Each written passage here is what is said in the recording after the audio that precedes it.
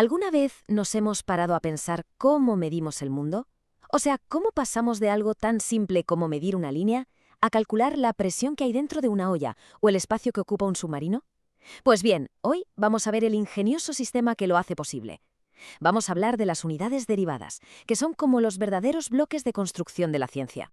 Es que, de primeras, parece un salto casi de ciencia ficción, ¿verdad? ¿Qué tiene que ver la longitud, una simple distancia, con algo tan complejo como el volumen de un submarino entero o la fuerza que cocina nuestra comida en minutos? Pues la respuesta, la clave de todo esto, está aquí, en las unidades derivadas. Se llaman así porque literalmente derivan de las unidades más básicas que todos conocemos, como el metro, el kilogramo o el segundo. Pensemos en ellas como si fueran las palabras que formamos con las letras del abecedario. Con unas pocas piezas básicas podemos describir casi cualquier cosa del universo. Bueno, pues vamos a meternos en faena. Empecemos por lo más tangible, por lo que podemos ver y tocar. Vamos a dar el salto de las 2 dimensiones a las 3 dimensiones, viendo cómo medimos la superficie, el volumen y la capacidad.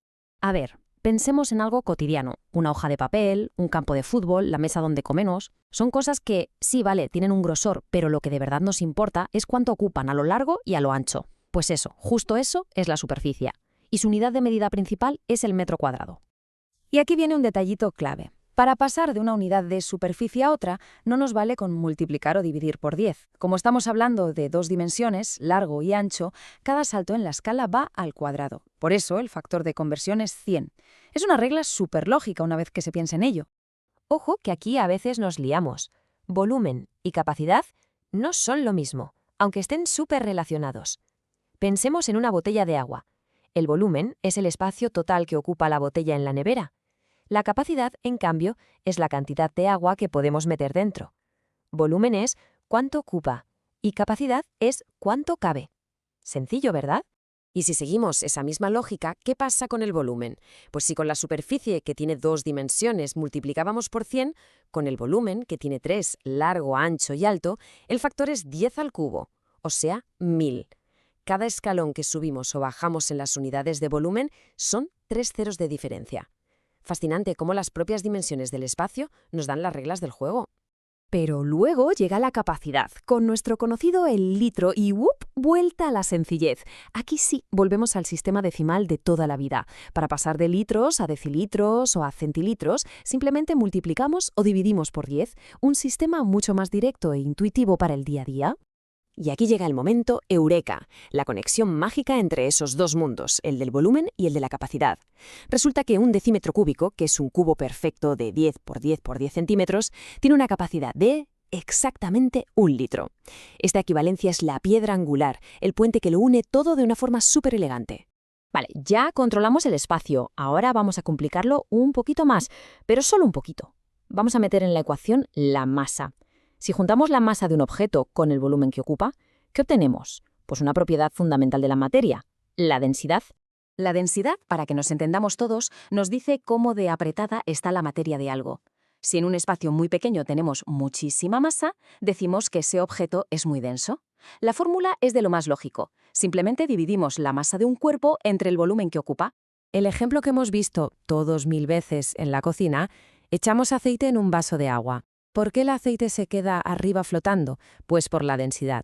Para un mismo volumen, el aceite tiene menos masa, es menos denso que el agua. Es una demostración perfecta y visual de este concepto físico. Y claro, hablar de densidad nos lleva inevitablemente a la famosa historia de Arquímedes y su bañera.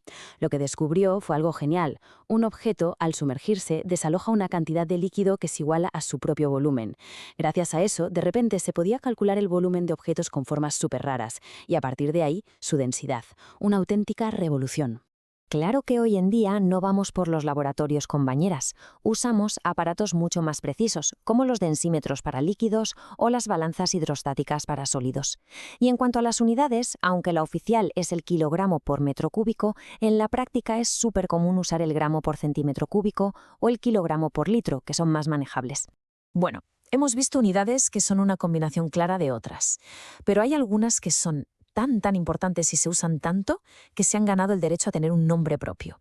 Normalmente en honor a algún científico o científica ilustre. 2 de las más conocidas son, sin duda, la presión, que se mide en pascales, y el ángulo plano, que en ciencia se suele medir en radianes. Ponerles un nombre propio no solo hace que sea más fácil hablar de ellas, sino que también es una forma de rendir homenaje a los pioneros de esos campos. Hablemos de la presión.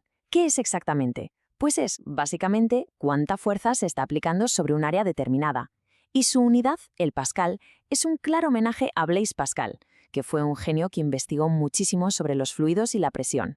Y que nadie piense que esto es algo abstracto. La presión está por todas partes. La usamos para cocinar más rápido en una olla a presión, la oímos en las noticias del tiempo cuando hablan de altas o bajas presiones atmosféricas y es absolutamente vital para nuestra salud cuando nos miden la tensión arterial.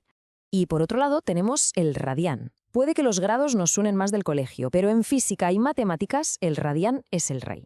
¿Y por qué? Porque es la forma más natural de medir un ángulo. Nace de la propia geometría del círculo. Un radián es el ángulo que se forma cuando la longitud del arco es exactamente igual a la del radio. Una definición, matemáticamente preciosa. Y para ir terminando, vamos a tomar un poco de perspectiva. Hemos visto cómo unas pocas unidades básicas se pueden combinar casi como si fueran piezas de Lego para crear un sistema superpotente con el que describir el mundo que nos rodea. Porque esto, el Sistema Internacional de Unidades, es mucho más que una tabla de conversiones. Es, de verdad, un lenguaje universal. Es lo que permite que un experimento hecho en Japón pueda ser replicado en Argentina sin miedo a equivocarse, porque todos hablamos el mismo idioma de las medidas. Hoy hemos visto solo 5 de estas unidades, pero esto es apenas la punta del iceberg. Con estas mismas herramientas básicas, el metro, el kilogramo, el segundo, podemos llegar a medir la energía que libera una estrella, la potencia de un motor o la frecuencia de una onda de radio.